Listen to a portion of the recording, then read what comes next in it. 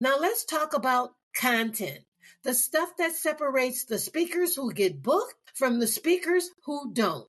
Your content strategy should make people think, this person knows their stuff and I need them at my next event. Can we all agree to stop posting those generic motivational quotes with sunset backgrounds? Please, your content should position you as a thought leader, not a quote curator. I see speakers posting things like, success is not final, failure is not fatal, with a picture of a mountain. And I'm like, what does this tell me about your expertise? Nothing. Absolutely nothing. Instead, you want to share insights from your expertise. Break down frameworks you teach. Give people a taste of what they get from your full presentation. Make them think, if this free content is this good, imagine what their paid presentation would be like. Let me share what could be working for you. I post about 3 times a week, and each post serves a specific purpose. I follow what I call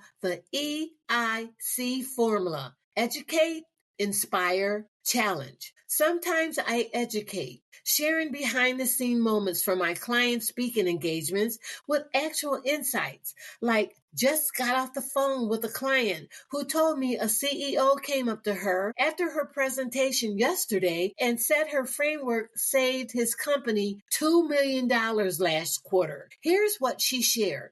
Then I break down the framework in simple terms. Other times, I inspire, sharing client success stories or breakthrough moments. Got this message from one of my speakers after last month's leadership conference. And then I share how their content actually impacted someone's life or career. And sometimes I challenge conventional thinking in the speaking industry. These posts get people talking and controversy, when done respectfully, gets massive engagement. Everyone says speakers should start with why, but I think that's completely backwards for event planners. Here's what they should lead with instead: the behind the scenes post. People love seeing what happens behind the curtain. Share photos from your speaking engagements, but don't just post a stage selfie. Share what you learned, what surprised you, or a question someone asked that made you think.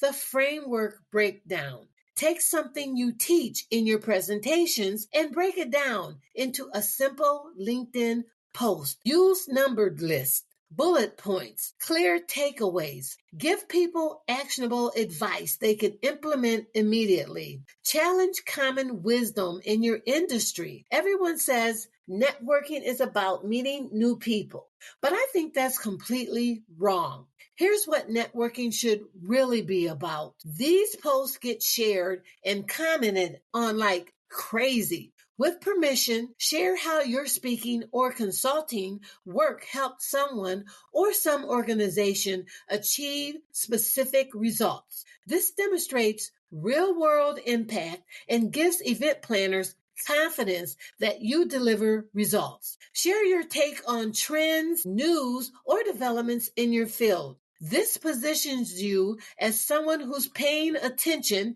and has valuable perspectives to share. You know what killed my momentum for years? Perfectionism. I spent hours crafting the perfect post, hours going on Canva, getting the perfect graphic, then posting it once a week. Meanwhile, speakers who posted good content consistently were getting all the opportunities, and the ones working with me were landing the premium gigs. Those solid posts per week beat one perfect post every 2 weeks. LinkedIn rewards consistency and engagement, not perfectionism. Your audience would rather see you show up regularly with helpful content than occasionally with something earth-shattering. And here's the secret. Some of my most engaged with posts were the ones I wrote quickly and authentically, the ones where I just shared a genuine insight or experience without overthinking it. The best times to post on LinkedIn are typically Tuesday through Thursday between 8 to 10 a.m. and 12 to 2 p.m. But honestly, Consistency matters more than perfect timing. Pick the times that work for your schedule and stick with them. Creating content is only half the battle. You need to be engaged with other people's content too. I spend about 15 minutes every morning commenting on posts from event planners, industry leaders, and potential clients. But here's the key: add value with your comments. Don't just say, "Great post." Share an insight, ask a thoughtful question, or relate it to your experience.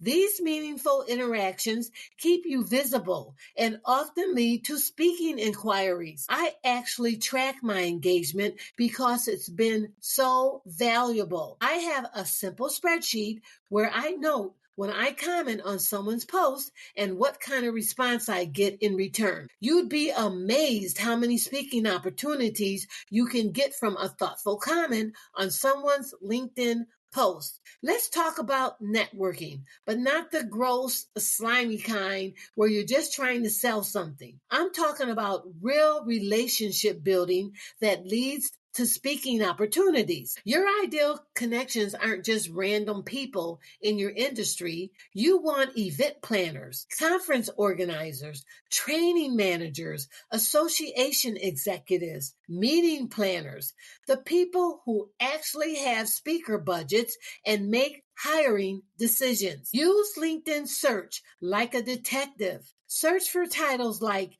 event manager, conference director, learning and development director, training manager, association executive. Look for people who post about events or share speaker related content. But here's where most people mess up. They try to connect with everyone at once. That's like trying to water the entire garden with a fire hose. You'll make a mess and nothing will actually grow. Instead, you want to focus on 5 to 10 high quality connections per week. Research them, understand their role. See what kind of events they organize. Quality over quantity always. Please stop sending those generics. I like to add you to my professional network requests. They're the LinkedIn equivalent of spam, and they get ignored and deleted. Personalize every connection request. Reference something from their profile, a mutual connection, or a recent post they shares. Here's what I might send. Hi, Jennifer. I saw your post about planning the upcoming sales conference in Chicago. I'm a sales performance speaker who's worked with teams at Microsoft and Adobe. Would love to connect and learn more about your event planning process. That message does several things. It shows I actually looked at her profile. It positions me as a relevant to work for her to work, and it opens the door for a conversation about her upcoming event. Here's where most people mess up.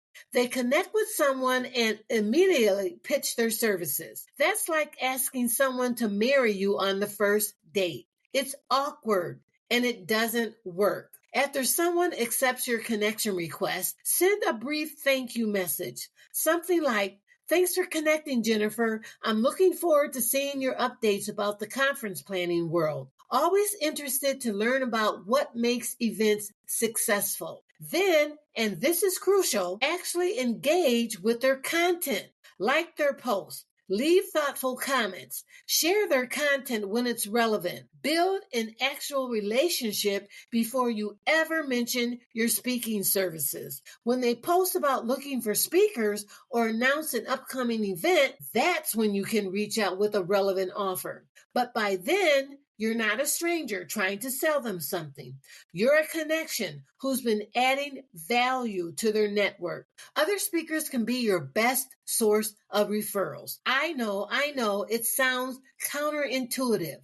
Aren't other speakers your competition? Here's the thing. Speakers get opportunities they can't take all the time. Wrong dates, wrong topics, wrong fee structure, and ethical speakers want to help event planners find great alternatives. You should be building relationship with speakers in complementary areas, but people who serve similar audiences with different expertise. Speakers refer business to each other regularly.